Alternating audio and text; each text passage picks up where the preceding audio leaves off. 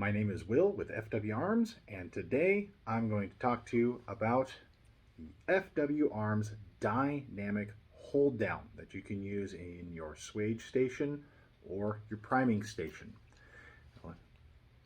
This is a standard hold down. It's called a static hold down. It cannot move. You set it once, that's it. The dynamic hold down, it's nice.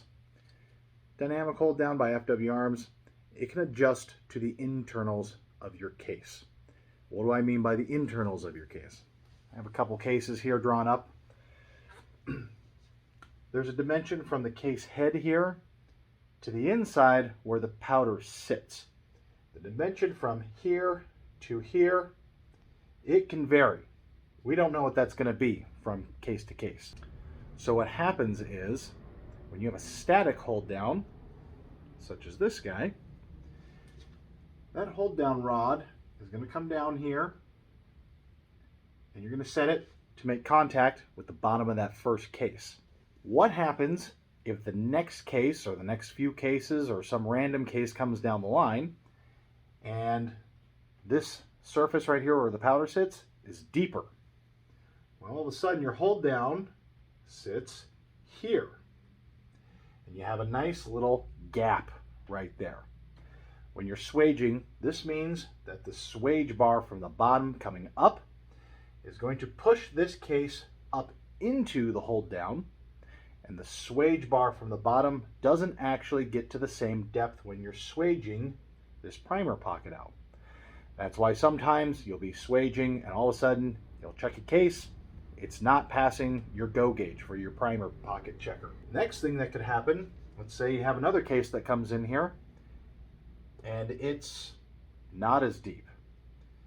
So what's going to happen is your hold down bar is going to crash into the bottom.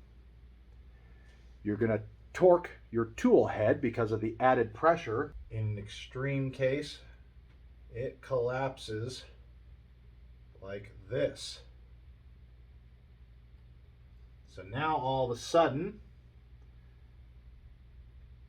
you have a collapsed primer pocket that you're going to try to shove another primer in. And that's not going to go too well. You're going to start collapsing your own primers. So what the FW Arms dynamic hold down does, we've added in a spring section here that allows the guide rod to move up and down, while at the same time giving sufficient downward force to prevent the case from being pushed up.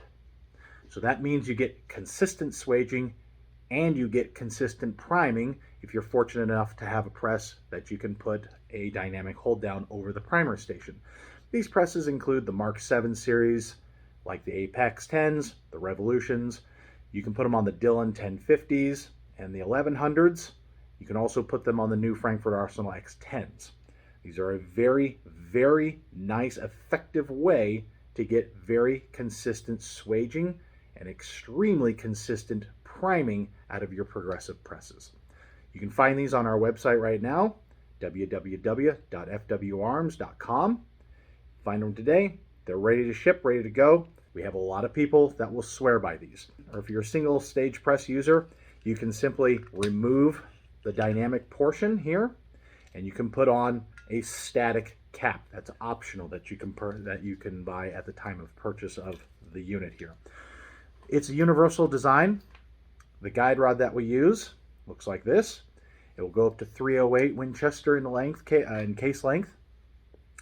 The diameter will allow a sized 223 to go over it, so you don't have to worry if you're running a sizing die that really brings the neck down. If you're not using a sizing button for the ID, that will clear, so you can go ahead and not have to worry about nicking necks or damaging necks. I believe the diameter here is about 209. So it's a perfect addition to your press if you really want to start nailing those consistencies along, case to case. And that's the whole point when you're reloading. You want to get each shot consistent with the next one, so you keep those SDs and those ESs low. It's a very effective way and a very simple way to get your priming consistency down And if you're those guys who are having to swage your cases out, it's a very good way to get your swage consistency there. So check it out. FW Arms Dynamic Hold Down. Thanks, guys.